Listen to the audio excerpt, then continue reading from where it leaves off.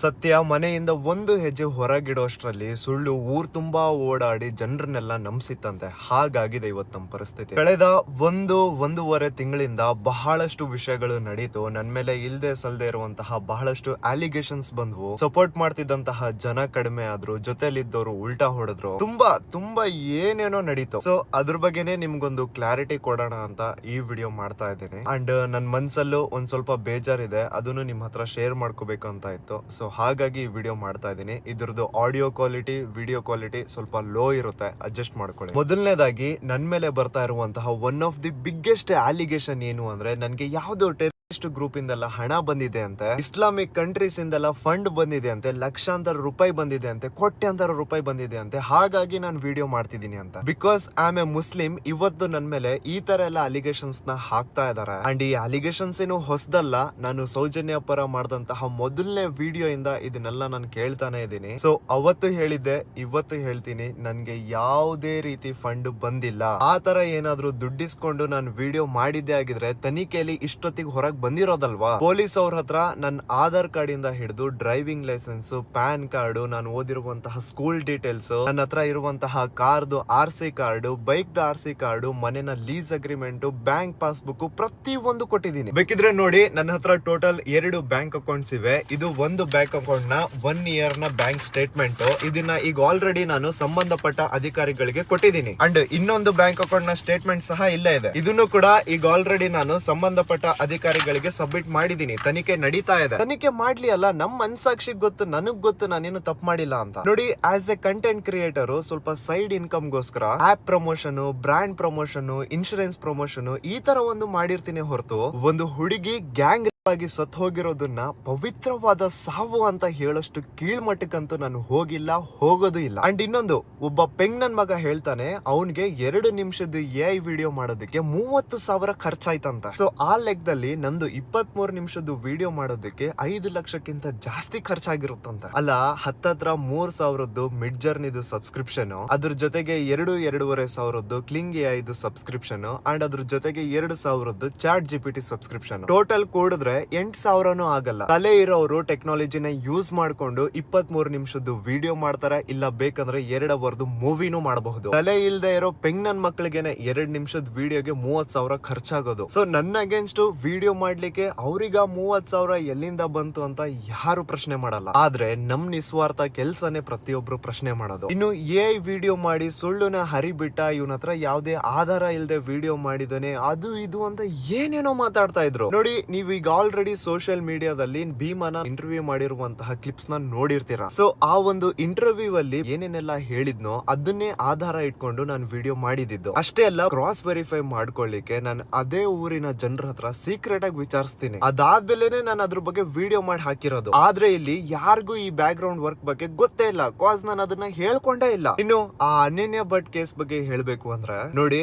ನಾನು ಆ ಸುಜಾತ ಭಟ್ ಅವ್ರ ಬಗ್ಗೆ ವಿಡಿಯೋ ಮಾಡೋದಕ್ಕಿಂತ ಮುಂಚೆ ಆ ಒಮ್ಮ ಆಲ್ರೆಡಿ ಸುಮಾರಷ್ಟು ಯೂಟ್ಯೂಬ್ ಚಾನಲ್ಸ್ ಅಲ್ಲಿ ಇಂಟರ್ವ್ಯೂ ಕೊಟ್ಟಿದ್ಲು. ಆ ಇಂಟರ್ವ್ಯೂಸ್ ಅಲ್ಲಿ ಸುಜಾತ ಭಟ್ ಅವರು ತಮ್ಮ ಮಗಳ ಬಗ್ಗೆ ಹೇಳ್ಬೇಕಾದ್ರೆ ತಮ್ಮ ಮಗಳನ್ನ ನೆನ್ಸ್ಕೊಂಡು ಕಣ್ಣೀರ್ ಹಾಕ್ತಾ ಇದ್ರು. ಒಂದು ತಾಯಿಯ ಕಣ್ಣೀರು ಹೇಗ್ ಸುಳ್ಳಾಗೋಕ್ ಸಾಧ್ಯ ಅಂತ ನನ್ ಮನ್ಸಾಕ್ಷಿಗೆ ಅದು ನಿಜ ಅನ್ಸಿ, ಇವ್ರಿಗಾಗಿರುವಂತಹ ಅನ್ಯಾಯ ಜನರಿಗೆ ಗೊತ್ತಾಗ್ಬೇಕು ಅನ್ನೋ ಉದ್ದೇಶ ಇಟ್ಕೊಂಡು ನಾನು ವಿಡಿಯೋ ಮಾಡಿದೆ. ಅದಾದ್ಮೇಲೆ ಕೆಲವು ಮೀಡಿಯಾದವರು ಆ ಮುದುಕಿನ ಟಾರ್ಗೆಟ್ ಮಾಡ್ಕೊಂಡು 24 ಗಂಟೆ ಅವ್ರ ಮನೆ ಮುಂದೆ ನಿಂತ್ಕೊಂಡು ಬಾಗ್ಲು ಹೊಡ್ಕೊಂಡು ಇಂಟರ್ವ್ಯೂ ಕೊಡಿ ಅಂತ ಮೆಂಟಲಿ ಟಾರ್ಚರ್ ಮಾಡಿ ಏನೇನೋ ಕ್ರಾಸ್ ಕ್ವಶನ್ ಗಳು ಕೇಳ್ಕೊಂಡು ಆ ಅಮ್ಮನ ಕಾಮಿಡಿ ಪೀಸ್ ಮಾಡಿಟ್ರು. ಸುಜಾತ ಭಟ್ ಅವರು ಈ ಹಿಂದೆ ಯೂಟ್ಯೂಬ್ ಅಲ್ಲಿ ಕೊಟ್ಟಿರುವಂತಹ ಇಂಟರ್ವ್ಯೂಸ್ ಅಲ್ಲಿ ತಮ್ಮ ಮಗಳನ್ನ ನೆನ್ಸ್ಕೊಂಡು ಅಳದ್ ನೋಡಿ ಆ ಕಣ್ಣೀರು ಹೇಗ್ ಸುಳ್ಳಾಗೋಕ್ ಸಾಧ್ಯ ಅಂತ ನನ್ ಮನ್ಸಾಕ್ಷಿಗೆ ಅನಿಸಿ ನಾನು ಅದನ್ನ ವಿಡಿಯೋ ಮಾಡಿ ಹಾಕ್ತೆ. ಈಗ ಆ ಕಣ್ಣೀರೇ ಸುಳ್ಳು, ಆ ಕಥೆನೇ ಸುಳ್ಳು ಅನ್ನೋದಾದ್ರೆ ನಾನ್ ಏನ್ ಮಾಡ್ಲಿ? ಲಿಟ್ರಲಿ ಕೆಲವು ಮೀಡಿಯಾದವರು ನಮಗ್ ಇಂಟರ್ವ್ಯೂ ಕೊಡಿ ಅಂತ ಆ ಮುದ್ಕಿಗೆ ಎಷ್ಟು ಮೆಂಟಲಿ ಟಾರ್ಚರ್ ಮಾಡಿದ್ರು ಅಂದ್ರೆ, ಆ ಅಮ್ಮ 2 ಸತಿ ಸೂಸೈಡ್ ಲೆಟರ್ ನ ಬರೆದು ಅಡ್ವೊಕೇಟ್ ಗೆ ಕಳಿಸಿರೋದಿದೆ. ಮಾಧ್ಯಮಗಳಲ್ಲಿ ಸುಳ್ಳು ಪ್ರಸಾರ ಆಗ್ತಿದೆ ಅಂತ ನಾನಲ್ಲ, ಹೋಮ್ ಮಿನಿಸ್ಟರ್ ಅವರೇ 2 ಸತಿ ಹೇಳಿದ್ದಾರೆ. ಪರ್ಸನಲಿ ನಾನು ಕೂಡ ಅದನ್ನ ಎಕ್ಸ್ಪೀರಿಯನ್ಸ್ ಮಾಡಿದ್ದೀನಿ. ಟೆರರಿಸ್ಟ್ ಗುಂಪುಗಳಿಂದ ಹಣ ಬಂತಂತೆ, ಅನನ್ಯ ಭಟ್ ಅವರ ಫೋಟೋಗೆ ಬೊಟ್ಟಿಟ್ಟಿದ್ ನಾನಂತೆ, ಏನೋ ಷಡ್ಯಂತರ ಮಾಡ್ತಾ ಇದೀನಿ ಅಂತೆ, ಇಸ್ಲಾಂ ಕಂಟ್ರೀಸ್ ನನಗ್ ಸಪೋರ್ಟ್ ಮಾಡ್ತಿದಾವಂತೆ, ಏನೇನೋ ಹೇಳ್ತಿದ್ದಾರೆ. SIT ಅವರು ಮನೆ ಮೇಲೆ ದಾಳಿ ಅಂತೆ. ಅಂಡ್ ನಿಮಗೆ ನನ್ ಮೇಲೆ ಇರುವಂತಹ ಕೇಸಸ್ ಬಗ್ಗೆ ಸ್ವಲ್ಪ ಹೇಳ್ಬೇಕು ನೋಡಿ. ನನ್ ಮೇಲೆ ಈಗ ಟೋಟಲ್ 3 ಕೇಸ್ ಇವೆ. ಮೊದಲನೇದು unlawful assembly at Benaka hospital Ujire, ಎರಡನೇದು ಸುವರ್ಣ ನ್ಯೂಸ್ ಚಾನಲ್ ಮೇಲೆ ಹಲ್ಲೆ ಮಾಡಿದೀನಿ ಅಂತ ಒಂದು case, sorry fake case, and ಮೂರನೇದು ಅದೇ ಭೀಮಾ ರಿಗಾರ್ಡಿಂಗ್ ಮಾಡಿದಂತಹ 23 ನಿಮಿಷದ ವಿಡಿಯೋ ರಿಲೇಟೆಡ್. ಅದೀಗ ಆಲ್ರೆಡಿ ತನಿಖೆ ಆಗ್ತಾ ಇದೆ. ಸೊ ಅದ್ರ ಬಗ್ಗೆ ನಾನು ಜಾಸ್ತಿ ಏನು ಮಾತಾಡ್ಲಿಕ್ಕೆ ಆಗಲ್ಲ. ಬಟ್ ಕೆಲವು ಮಾಧ್ಯಮಗಳಲ್ಲಿ ತೋರ್ಸೋ ರೀತಿ ಸಮೀರ್ಗೆ ಫುಲ್ ಡ್ರಿಲ್, ಪೊಲೀಸ್ ಅವ್ರ ಕಡೆಯಿಂದ ಫುಲ್ ಗ್ರಿಲ್, ಆ ತರ ಅಂತೂ ದೇವ್ರಾಣಿಗಿರ್ಲಿಲ್ಲ. ಪೊಲೀಸ್ ಅವ್ರ ಪಾಪ ತುಂಬಾ ಪ್ರೊಫೆಷನಲಿ ತುಂಬಾ ಚೆನ್ನಾಗಿ ಕೋಆಪರೇಟ್ ಮಾಡ್ತಾ ಇದ್ರು. ಅವ್ರ ತನಿಖೆಗೆಲ್ಲ ನಾನು ಅಷ್ಟೇ ಚೆನ್ನಾಗಿ ಕೋಆಪರೇಟ್ ಮಾಡಿದೀನಿ. ಒಂದು ಒಳ್ಳೆ ರೀತಿಲಿ ಇನ್ವೆಸ್ಟಿಗೇಷನ್ ನಡೀತಾ ಇದೆ, ನಡೀಲಿ, ನನ್ಗೇನು ಸಮಸ್ಯೆ ಇಲ್ಲ ಅದರಿಂದ. ಆದ್ರೆ ಕೆಲವು ಮಾಧ್ಯಮಗಳಲ್ಲಿ ಮಾತ್ರ ಸಮೀರ್ ಓಡ್ ಹೋಗ್ಬಿಟ್ಟ, ಸಮೀರ್ ತಲೆ ಮರ್ಸ್ಕೊಂಡಿದ್ದಾನೆ, ಸಮೀರ್ ಅಲ್ಲಿದ್ದಾನೆ, ಸಮೀರ್ಗೆ ಪೊಲೀಸ್ ಅವರಿಂದ ಫುಲ್ ಡ್ರಿಲ್, ಸಮೀರ್ಗೆ ಪೊಲೀಸ್ ಅವರಿಂದ ಫುಲ್ ಗ್ರಿಲ್, 45 ಕ್ವಶನ್ ಅಂತೆ, 55 ಕ್ವಶನ್ ಅಂತೆ, ಪೊಲೀಸ್ ಅವರು ಕೇಳ್ತಾ ಇರುವಂತಹ ಕ್ವಶನ್ ಗೆ ಸಮೀರ್ ತಲೆ ತಿರುಗಿ ಬಿದ್ದ್ಬಿಟ್ಟಿದಾರಂತೆ, ಏನೇನೋ ಹೇಳ್ತಿದ್ದಾರೆ. ಇವ್ರ ಈ ತರ ಅವ್ರಿಗೆ ಮನ್ಸಿಗೆ ಬಂದಿರೋ ರೀತಿ ಏನ್ ಬೇಕಾದ್ರೂ ಸುಳ್ಳು ಪ್ರಸಾರ ಮಾಡಬಹುದು. ಆದ್ರೆ ನಮ್ಮ ಮನ್ಸಾಕ್ಷಿಗೆ ಯಾವ್ದು ನಿಜ ಅನ್ಸುತ್ತೋ ಅದನ್ನ ನಾವು ಮಾತಾಡಬಾರ್ದು. ಸೊ ಇಷ್ಟೆಲ್ಲ ಅನುಭವಿಸಿದಾದ್ಮೇಲೆ ನನ್ ಮೇಲೆ ನನ್ಗೆನೆ ಬರ್ತಾ ಇರುವಂತಹ ಪ್ರಶ್ನೆ ಏನು ಅಂದ್ರೆ, ನನ್ನ ವಿಡಿಯೋ ಸುಳ್ಳು ಅಂತ ಹೇಳ್ತಾ ಇದಾರಲ್ವಾ, ಹಾಗಿದ್ರೆ ಸುಮಾರು 20 ವರ್ಷಗಳ ಹಿಂದೆ ಗೌರಿ ಲಂಕೇಶ್ ಅವರು ತಮ್ಮ ಪತ್ರಿಕೆಯಲ್ಲಿ ಪ್ರಿಂಟ್ ಮಾಡಿರುವಂತಹ ಈ ವರದಿನ ಸುಳ್ಳ? ಪೊಲೀಸ್ ಅವರ UDR ರಿಪೋರ್ಟ್ಸ್ ಅಲ್ಲಿ ಲಾಡ್ಜ್ ಒಳಗಡೆ ಅನಾಥ ಶವಗಳು ಸಿಕ್ಕಿದಾವೆ. ಒಂದು ಲಾಡ್ಜ್ ಅಲ್ಲಿ ಒಂದು ರೂಮ್ ಸಿಗ್ಬೇಕು ಅಂದ್ರೆ ಗವರ್ಮೆಂಟ್ ಕಡೆಯಿಂದ ಇಶ್ಯೂ ಆಗಿರುವಂತಹ ಅಟ್ಲೀಸ್ಟ್ ಒಂದು ID ಪ್ರೂಫ್ ನ ರಿಸೆಪ್ಷನ್ ಅಲ್ಲಿ ಕೊಡ್ಬೇಕು. ಅದಾದ್ಮೇಲೆನೆ ಲಾಡ್ಜ್ ಅಲ್ಲಿ ರೂಮ್ ಸಿಗೋದು. ಸೊ ಹಾಗಿದ್ದಾಗ ಲಾಡ್ಜ್ ನ ರೂಮ್ ಅಲ್ಲಿ ಸಿಗುವಂತಹ ಹೆಣ ಅಪರಿಚಿತ ಹೆಣ ಹೇಗಾಗುತ್ತೆ? ಸೊ ನನ್ ವಿಡಿಯೋ ಸುಳ್ಳು ಅನ್ನೋದಾದ್ರೆ ಈ UDR ರಿಪೋರ್ಟ್ಸ್ ಸುಳ್ಳ? ಕುವೆಂಪು ಅವರು ಆ ಒಂದು ಸ್ಥಳದ ಬಗ್ಗೆ ಬರ್ದಿರುವಂತಹ ಸಾಲುಗಳು ಸುಳ್ಳ? ಹಾಗಿದ್ರೆ ಸೌಜನ್ಯನ ಸಾಯಿಸಿದವ್ರು ಯಾರು? ಹಾಗಿದ್ರೆ ಪದ್ಮಲತನ ಸಾಯಿಸಿದವ್ರು ಯಾರು? ಹಾಗಿದ್ರೆ ವೇದವಲ್ಲಿ ಅವರು ಹೇಗ್ ಸತ್ತೋದ್ರು? ಆನೆ ಮಾವುತ ನಾರಾಯಣ ಹಾಗೂ ಅವ್ರ ತಂಗಿ ಯಮುನನ ಭೀಕರವಾಗಿ ಸಾಯಿಸಿದವ್ರು ಯಾರು? ಯಾವ ಜಾಗದಲ್ಲೂ ಆಗದೆ ಇರುವಂತಹ ಅಸಹಜ ಸಾವುಗಳು ಅದೇ ಜಾಗದಲ್ಲಿ ಅತಿ ಹೆಚ್ಚಾಗಿ ಆಗ್ತಾ ಇವೆ ಅಂತ ಹೇಳೋ ಉಗ್ರಪ್ಪ ವರದಿನ ಸುಳ್ಳ? ಸೊ ನನ್ ವಿಡಿಯೋ ಸುಳ್ಳು ಅಂತ ಆದ್ರೆ ಇದೆಲ್ಲಾನು ಸುಳ್ಳ? ಹಾಗಿದ್ರೆ ಇನ್ನು ಕಾಗೆ ಬಗ್ಗೆ ಹೇಳು, ಗಿಳಿ ಬಗ್ಗೆ ಹೇಳು, ಅವ್ರ ಕೌಂಟರ್ಗೆ ರಿಪ್ಲೈ ಕೊಡು, ಗುರು ದೇವ್ರಾಣಂಗ್ ನನ್ ಕೈಯಿಂದ ಆಗಲ್ಲ. ಯಾವಾಗ ಒಂದು ಹುಡುಗಿ ಗ್ಯಾಂಗ್ ಸತ್ ಹೋಗಿರೋದನ್ನ ಅವರು ಒಂದು ಪವಿತ್ರವಾದ ಸಾವು ಅಂತ ಹೇಳಿದ್ರು, ಆಸ್ ಎ ಹ್ಯೂಮನ್ ಬೀಯಿಂಗ್ ಅವರು ನನ್ನ ದೃಷ್ಟಿಲಿ ಅವತ್ತೇ ಸತ್ ಹೋದ್ರು. ಯಾವಾಗ್ಲೂ ಸ್ಟುಡಿಯೋದಲ್ಲಿ ಕ್ಯಾಮ್ರಾ ಮುಂದೆ ಕುತ್ಕೊಂಡು ಒಂದೊಳ್ಳೆ ಮೈಕ್ ಇಟ್ಕೊಂಡು ವಿಡಿಯೋ ಮಾಡ್ತಾ ಇದ್ದೆ, ಆದ್ರೆ ಇವತ್ತು ಕಾರಲ್ಲಿ ಕುತ್ಕೊಂಡು ವಿಡಿಯೋ ಮಾಡ್ತಾ ಇದ್ದೇನೆ.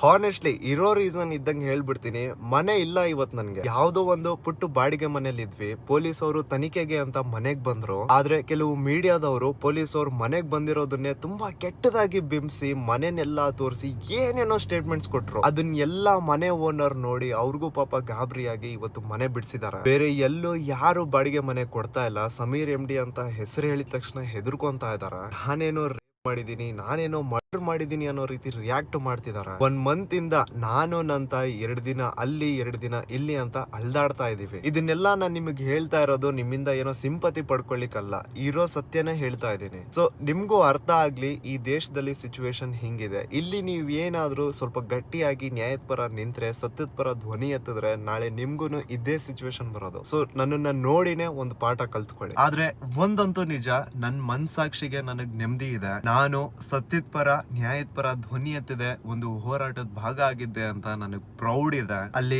ಹೆಣ್ಮಕ್ಳಿಗಾಗಿರುವಂತಹ ಅನ್ಯಾಯಕ್ಕೆ ನ್ಯಾಯ ಸಿಗ್ಲಿ ಅಂತ ಶಕ್ತಿ ಮೀರಿ ಪ್ರಯತ್ನ ಪಟ್ಟಿದ್ದೀನಿ.